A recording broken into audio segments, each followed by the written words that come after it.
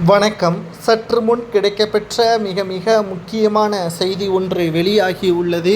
தமிழகத்தில் திராவிட முன்னேற்ற கழகத்தின் ஆட்சி மிக மோசமாக மாறிக்கொண்டிருப்பதாகவும், கடந்த 4 ஆண்டுகால ஆட்சி இருண்ட காலம் என்றும், தமிழகத்தில் பாஜகவின் ஆட்சி வரும்பொழுது தமிழக அமைச்சர்களாக இருந்த அனைவரும் கூண்டோடு சிறையில் அடைக்கப்படுவார்கள். குறிப்பாக கோபாலபுர குடும்பத்தில் இருக்கக்கூடியவர்கள் அனைவரும் சிறையில் தான் இருப்பார்கள் என்று தமிழக பாஜக தலைவர் அண்ணாமலை அவர்கள் கூறியுள்ளார். தமிழகத்தில் நிச்சயம் மாற்றம் நடக்கும். அது மட்டுமல்ல, தமிழக பெண்களுக்கும் குழந்தைகளுக்கும் பாதுகாப்பு இல்லாமல் இரும்பு கடத்தை கொண்டு நாங்கள் அடக்குகிறோம் என்று கூறி வரக்கூடிய மு.க.ஸ்டாலின் அவர்கள் எதற்கும் சரியில்லை.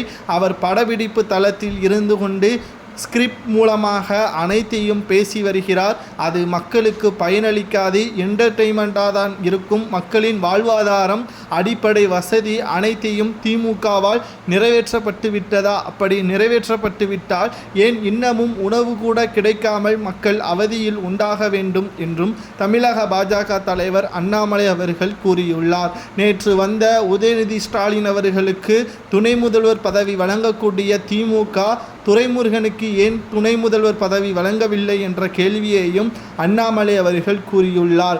நடிகைக்காக பால்டாயிலை குடித்தவர்தானே உதயநிதி. அவர் எப்படி மக்களை பாதுகாப்பார், எந்த நேரத்தில் எப்படி இருப்பார் என்று யாருக்கும் தெரியாது என்றும் உதயநிதி ஸ்டாலின் அவர்களை பற்றியும் அண்ணாமலை அவர்கள் விமர்சனம் செய்துள்ளார். குறிப்பாக தமிழக அமைச்சரவையில் இருக்கக்கூடிய மிக முக்கியமான நபராக இருக்கக்கூடிய செந்தில் பாலாஜியாக இருக்கட்டும், காந்தியாக இருக்கட்டும், தங்கம் தென்னரசு, அமைச்சர் KKS ராமச்சந்திரன் மற்றும் பொன்முடி, KA நேரு இவர்கள் மீது எல்லாம் அமலாக்கத்துறை அதிகாரிகள் வழக்கு பதிவு செய்து விசாரணையும் நடத்தி வருகிறது. எப்போ வேண்டுமானாலும் சிறைக்கு செல்வார்கள்.